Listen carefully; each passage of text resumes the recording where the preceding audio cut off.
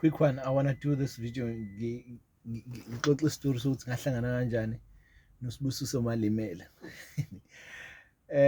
Kwakukhona omunye umama owayenza ubugebengu nje kwi-art, ethi uqoqa ama-artist, sa-end up khona nathi whatever, long story.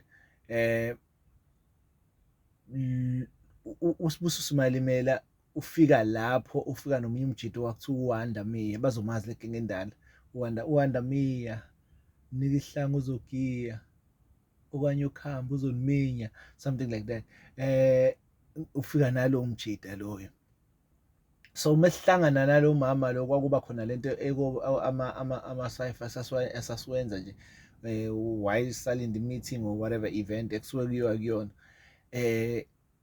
Ayi lo mjida angena kwi-cypher, athi umjida, athi uWanda, ngiphethe omunye umjida wami la, umfaka waMalimela.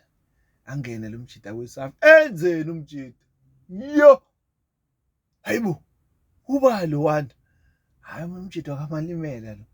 From lapho-ke hayi sasinalento ukuthi hayi khona umjida kaMalimela, hayi khona umjida. Fast forward-ke sahlangana kuma-occasions amaningi.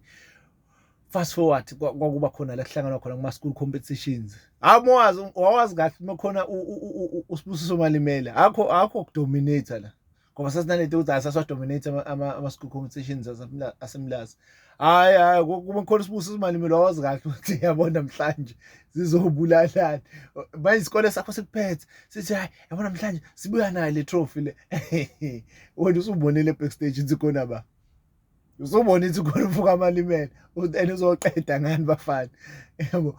Hayi la kuhlangana khona kwakungaphansi ongaphezulu, and ngangi-enjoya njalo mekukhona uSibusiso Malimela, yabo.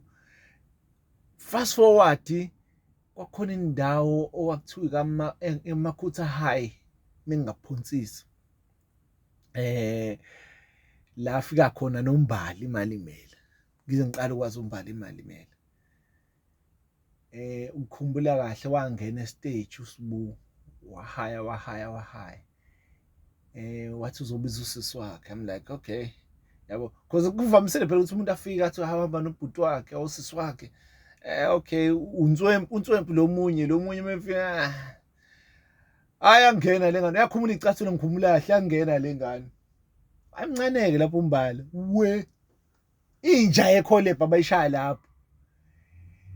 Ila ngabona khona ukuthi hayibo, inkondlo iyakwazi ukuphila kumuntu, iyakwazi ukuphila, because lesitayela abahaya ngaso manje lokho bathi inhlonga, babona labantu bahaya kanje. Isitayela saba shintsha, ulimi lwabo lishintsha manje. Ila ngakhona khona ukuthi bayaphila. So nje le EP kaSibusiso Malimela isomisa, I can't wait ukuyizwa, I can't wait. Yabo iPom namanje engeke ngithi hayi yabo le, yabo indlela bafethu, hayi leya Pom ube yakwazi ukukhuluma uYouTube, ngabe yasho ukuthi yona Pom engiyilalele kudlula konke. Shout out uSibusiso Malimela.